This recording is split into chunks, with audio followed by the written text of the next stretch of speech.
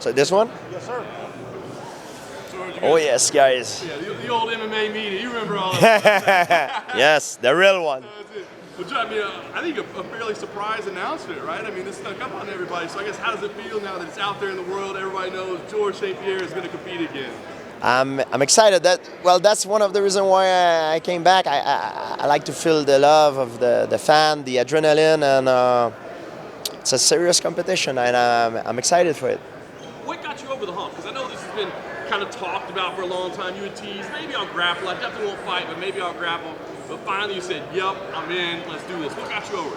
Well, a few months ago actually, I had a meeting with some of the staff of UFC, and they told me that it were interesting to take over submission wrestling, professional submission wrestling, jiu-jitsu.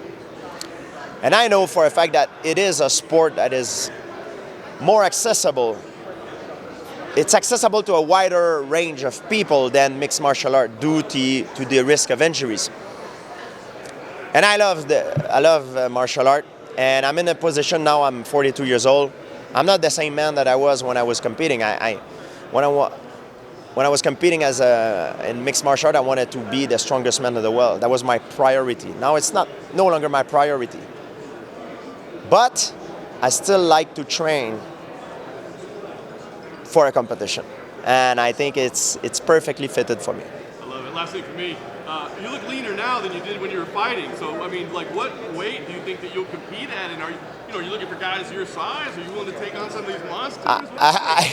I think I could compete at 170 still. I never been a big fan of big weight cut. I am the same in terms of muscle mass and everything. I just lose a lot of water retention because I've been doing fasting. When I retired, I was suffering from a condition of ulcer colitis. Then I discovered fasting. I was on heavy medication back then. Now I got rid of all my symptoms and I feel great. I'm very healthy, and I'm blessed to be here with you guys. George, you said that you missed the competition and you're really excited to get that back. But is there a concern of yours internally that once you get it back, suddenly jiu-jitsu might not be enough, and you think, oh, I really missed the competition, but I missed the big arenas? Get you back in there. Well, my goal, guys, is to take this sport and bring it into a big arena. This is my goal. That's why I came here, to help promote the sport, promote this event that will be hosted here in December 14, and that's my goal. I wanted to make this sport an Olympic event, like it was in ancient Greek, and I believe it could be done. I believe it could be done, and there's different kind of competitor in this kind of event. There's guys that are competing like Gordon Ryan, Giancarlo, to be the best in the world, best in grappling. I'm 42 years old. My physical prime, I might have passed my physical prime, but my knowledge keep increasing. I'm realistic when I talk about it, but I still love the kick of competition, and I believe if I compete against another fighter that is from the UFC or a former fighter, that would be best for the organization, for the audience, for my fans, for his fans, whoever it is, and I think that's how I will serve this the best. That leads right perfectly into my next question. So you think a former fighter is the one you want to put. I'm going to give you 3 names, and I'd like you to rank them in order of which one you would find most attractive to compete against in submission grappling. Khabib Nurmagomedov, Kamaru Usman, or Anderson Silva? They are all very attractive, but everybody has a different agenda. Some are training for upcoming title fights. Some are maybe too heavy. Some are too light. Some just retired and don't want to have nothing to do with competition. I received a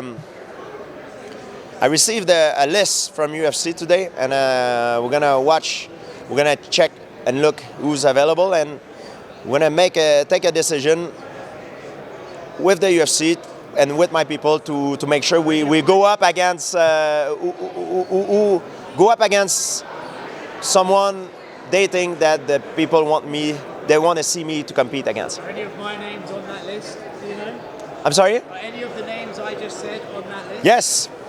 A lot of people seem to say, oh, I see Khabib training. He's looking like he's getting ready for something. That was the fight that got away for you in MMA with the speed.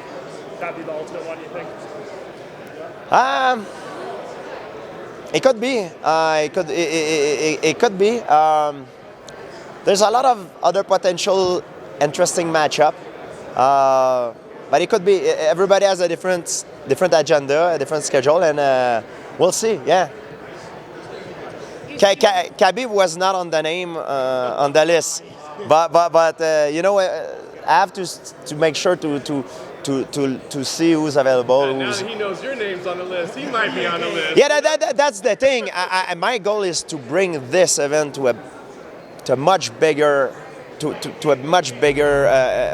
event, and I'm here to promote it. I will do the best as I can, and maybe once it's started, some guys will look at it and say, hey, I want to be part of it as well. So it's fun.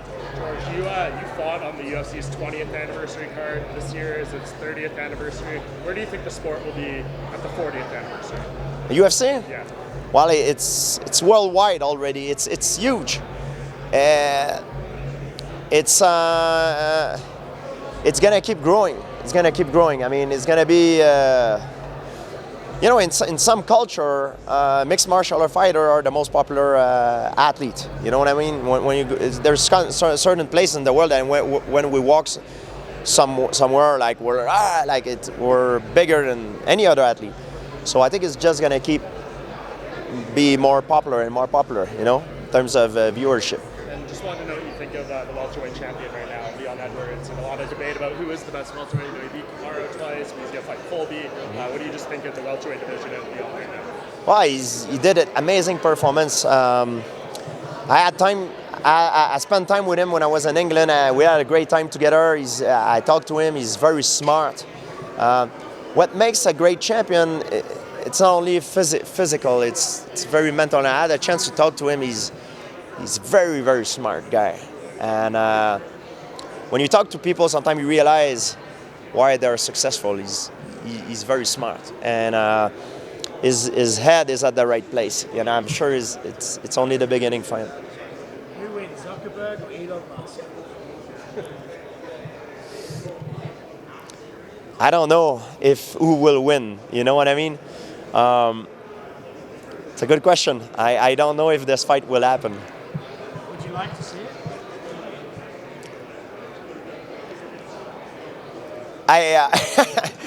I'm curious as a fan, but if I speak with my heart, I think a man like Elon is extremely busy, for example. And I know Mr. Zuckerberg is probably extremely busy as well.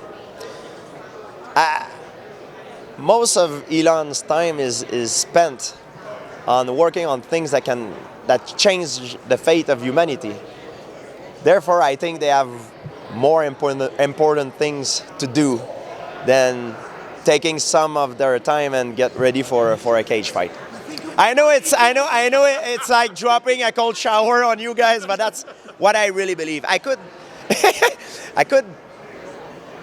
be lying and try to